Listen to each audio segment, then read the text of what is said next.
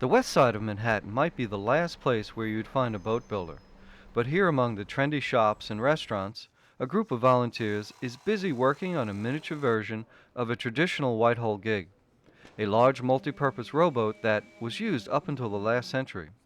Mike Davis co-founded Floating the Apple with David Lutz in 1992.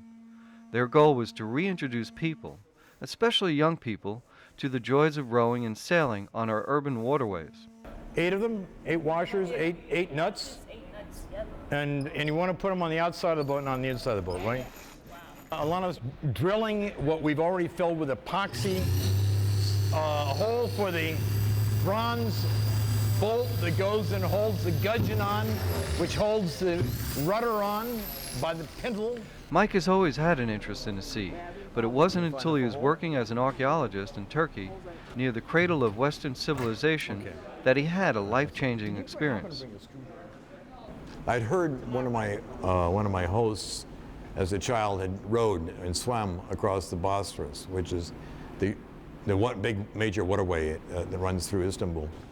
And so I found a way of talking mosque guards and fishermen to loaning me their rowing boats and take off to Asia and eventually talk my Turkish friends to doing it with me, maybe come back with fish from a fishing boat over there with fresh figs or something like that for the dinner table. The people were taking care of me.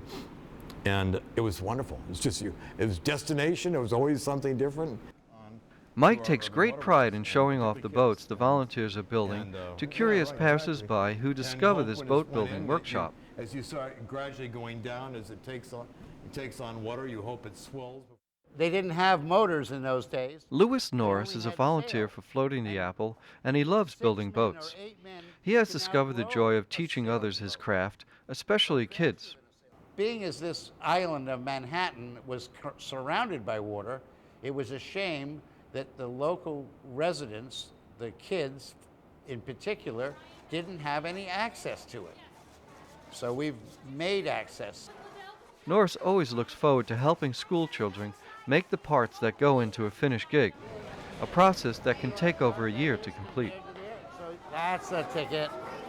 And since I'm starting to stand it here, it's starting to get smooth. Any rough places? Feel with your finger? It's a great feeling of accomplishment, I must say. But I can't take all the credit. When the kids come, we have them do as much of it as we can.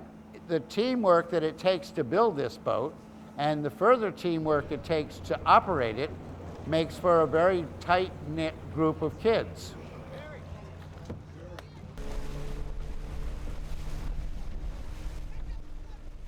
On the banks of the Hudson River in downtown Manhattan, Floating the Apple has a boathouse at Pier 40, a former ocean liner terminal that is now used for commercial and recreational purposes.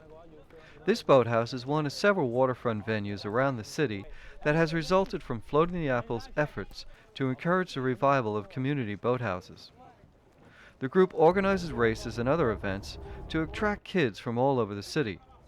Juan Rodriguez is a high school student who is helping today to supervise the races. 20 seconds! Each boat has a team of 4 rowers and a coxswain, or steersman. Each steersman sets the rowing pace and makes sure the team is heading in the right direction. Well, most of the time. For many of these kids, rowing on the Hudson is their first experience with the city's waterways. So these events are not just about learning skills or racing to win. They are about building teamwork, character, and cooperation, so that in the race of life, everybody has a chance at winning.